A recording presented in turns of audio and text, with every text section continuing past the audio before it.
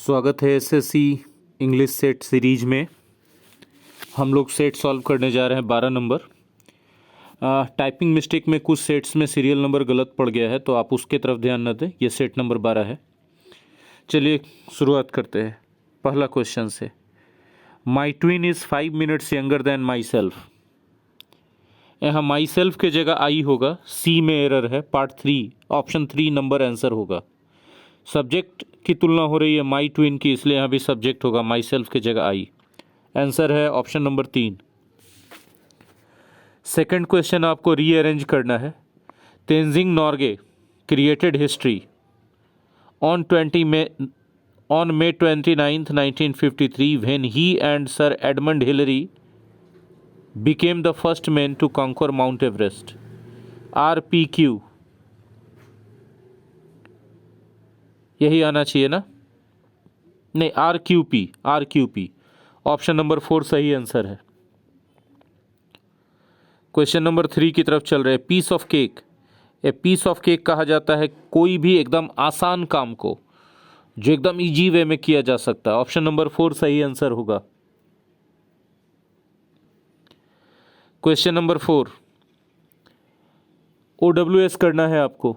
Having और displaying an overly critical point of view. जिस किसी के पास भी overly critical point of view है किसी चीज़ के लिए, बहुत ही आलोचनात्मक रवैया या दृष्टिकोण है, उसको जजमेंटल कहा जाता है। ऑप्शन नंबर 1 सही आंसर होगा। हेलुसिनेट का मतलब कल्पना कर लेना, contravene, expense. Question number 5 she has fallen out with the boy she was suppose to marry. Fall out with somebody मतलब किसी से तकरार हो जाना, बहस हो जाना। जिससे उसकी शादी होने वाली थी उस लड़के से उसने बहस कर लिया। No improvement no error. Option number 4 सही आंसर होगा। Question number 6 obtain something by force, threats और अदर अनफेयर मीन्स। जब बल, ताकत या ज़बरदस्ती का उपयोग करके कोई से कोई चीज़ हासिल कर लेते हैं तो उससे उसको एक्सटॉर्ट करते हैं। ऑप्शन नंबर 2 सही आंसर होगा। रिग्रेट, रिसेंट, एनकम्पास पश्चाताप करना, नाराज करना और घेर लेना चारों तरफ से। देखिए क्वेश्चन नंबर 7 में कंडीशनल टाइप 3 है। अगर इसमें मेन क्लाउज में would have been, would have plus V3 है, तो इफ क्लाउज में हैड बीन होना चाहिए था वाज के जगह। तो ऑप्शन नंबर 3 सही आंसर होगा। क्वेश्चन नंबर 8 में करेक्ट स्पेलिंग बताना है। इन्फर्नल होगा तो INFER होना चाहिए था। इन्फर्नल का मतलब होता है नरक से संबंधित। डॉर्सली सही ऑप्शन है, सही स्पेलिंग है ऑप्शन नंबर 2। डॉर्सल से बना है, डॉर्सल मतलब पिछला, उसका एडवर्ब फॉर्म है। समवट में SOMEWHAT होना चाहिए। समवट माने कुछ हद तक।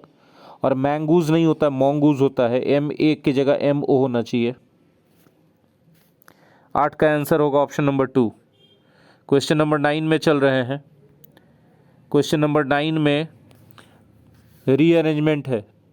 All tyrants realise that one day amongst their many victims. Many के बाद प्लूरल नाउन आना चाहिए, आर के बाद पी होगा। और हु एक रिलेटिव प्रोनाउन है जो सब्जेक्ट है, तो उसके बाद वर्ब आएगा, राइजेस। तो RPQ होना चाहिए। ऑप्शन नंबर 3 सही आंसर है। क्वेश्चन नंबर 10 वॉइस चेंज करना है। Has been hacked passive voice है, तो समवन हैज़ हैक्ड होना चाहिए, जो है ऑप्शन नंबर 4 में। 11 करेक्ट स्पेलिंग बताना है। डिसीज्ड का स्पेलिंग करेक्ट है। डिसीज्ड का मतलब होता है जिसको मार दिया गया हो, जिसको वध कर दिया गया हो।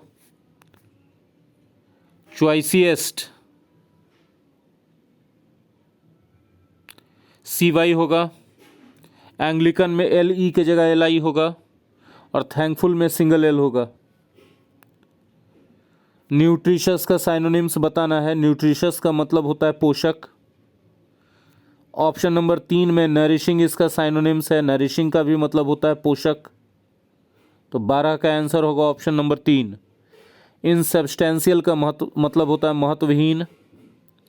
एक्सेप्शनल का मतलब होता है अद्वितीय। सुपरलेटिव का मतलब होता है सबसे उत्तम।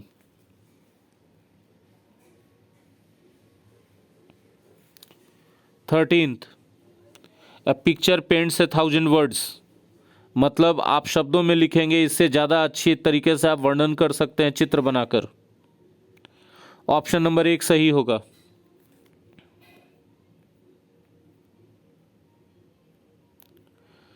Question number 14, the government allocated ₹1,000 crore for dot dot dot of historical monuments. Historical monuments खराब हो जाते हैं तो उनको फिर से पहली जैसी अवस्था में लाना रीस्टोरेशन कहलाता है। तो 14 का 4 नंबर सही होगा। रिसरेक्शन का मतलब होता है पुनर्जीवन, रिवाइवल भी पुनर्जीवन, रिजम्पशन मतलब काम को फिर से शुरू करना। क्वेश्चन नंबर 15 की तरफ चल रहे हैं, एरर ढूंढना है। बिसाइड्स एन MBA नहीं होगा, बिसाइड्स MBA होगा। MBA जब व्यक्ति का बोध कराना हो तो AN लगाते हैं, और डिग्री का जब बोध हो तो AN नहीं लगाते हैं। एरर है सी पार्ट में। 15 का 3 आंसर होगा। Put your house in order, put something in order का मतलब कोई चीज़ को व्यवस्थित करना, सही करना। ऑप्शन नंबर 3 सही होगा 16 का। 17 में आपको नरेशन चेंज करना है। हो जाएगा Vinod asked me, comma inverted comma की जगह इफ, क्योंकि यस नो क्वेश्चन है। उसके मी के हिसाब से योर ब्रदर बदल जाएगा माई ब्रदर में, और सेड टू या आस्क्ड जो है वो पास्ट है, इसीलिए इसको बदल देंगे पास्ट परफेक्ट में, हैड रिटर्न्ड। 17 का 2। 18,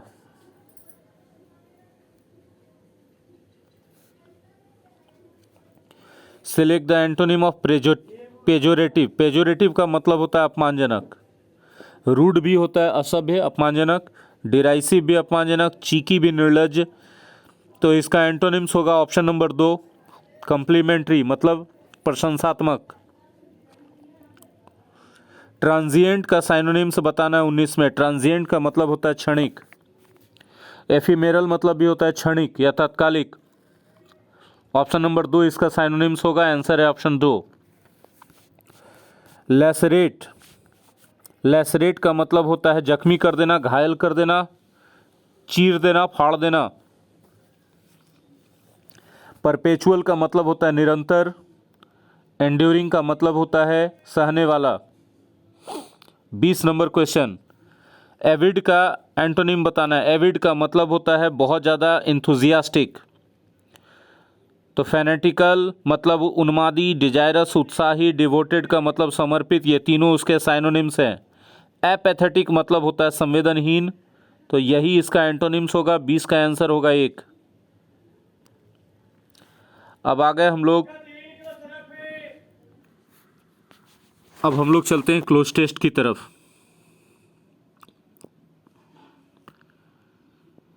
the preacher challenged hundreds of thousands of young people who gathered in a dot dot dot Polish meadow.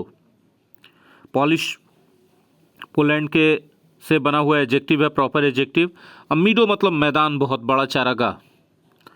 तो यहाँ पर स्प्रॉलिंग होगा, मतलब पसरा हुआ बहुत बड़ा मैदान के लिए यूज़ करते हैं sprawling. The preacher challenged hundreds of thousands of young people who gathered in a sprawling Polish meadow to reject being a couch potato. जो उपदेशक था उसने चुनौती दिया हजारों हजारों उन युवाओं को जो उस पसरे हुए पोलैंड के चारागाह वाले मैदान में या खुले मैदान में इकट्ठा हुए थे कि आप रिजेक्ट कर दीजिए काउच पोटैटो बनना, मतलब आराम परस्त मत होइए। काउच पोटैटो कहा जाता है आराम परस्त को, मत बनिए। Who retreats into video games and computer screens. वैसा आराम परस्त मत बनिए जो दिन भर वीडियो गेम्स में या कंप्यूटर के सामने पड़ा रहता है। एंड इंस्टीड, उसके बदले इंगेज इन सोशल एक्टिविज्म, सामाजिक आंदोलन में भाग लीजिए। एंड पॉलिटिक्स, राजनीति में भाग लीजिए। To create more just world, और अच्छी दुनिया बनाने के लिए। Peppering his speech with contemporary lingo, मतलब अपने भाषण में उसने मसाला डाल दिया समकालीन शब्दों का, मतलब युवा जिस तरह से बात करते हैं, जिन शब्दों का उपयोग करते हैं, कंटेम्प्ररी लिंगो, वैसे शब्दों का उन्होंने अपने भाषा में उपयोग करते हुए द 79-year-old पोप, 79 साल के उस बूढ़े पोप ने despite a long day of public appearances, अपने पूरे लंबे दिन के सार्वजनिक उपस्थिति के बाद, मतलब लोगों से मिलते जुलते थक जाने के बावजूद भी, एड्रेस्ड हिज ईगर ऑडियंस, अपने उत्साही ऑडियंस को उसने एड्रेस किया, उनको संबोधित किया विथ इंथुजियाज्म, पूरे जोशो खरोश के साथ, यस्टरडे, कल, on a warm summer night, सुखद समर नाइट में। Pope Francis spoke of a selfishness that comes from merely seeking, नहीं पैरालिसिस होना चाहिए, मियरली सीकिंग कन्वीनियंस। पोप ने बताया कि अगर आप सिर्फ और सिर्फ कन्वीनियंस यानी सुविधा में रहना चाहते हैं तब बहुत मुश्किल होगा, आप पैरालाइज हो जाएंगे, मतलब आपका पूरा सिस्टम जाम पड़ जाएगा। From confusing happiness with A complacent way of life, आप जो है कंप्लेसेंट वे ऑफ लाइफ को संतुष्टि मान लेंगे, हैप्पीनेस मान लेंगे, तो ये बहुत बड़ा कंफ्यूजन है आपका। That could end up depriving people of the ability to determine their own fates, और इससे क्या होगा कि अंत में आप अपना वो योग्यता नहीं हासिल कर पाएंगे जिससे आप अपनी किस्मत खुद लिख सकें। बहुत ज़बरदस्त पैसेज था क्लोज टेस्ट का, बहुत मोटिवेशनल और इंस्पायरेशनल। तो ये था सेट 12 का solution. Thank you very much.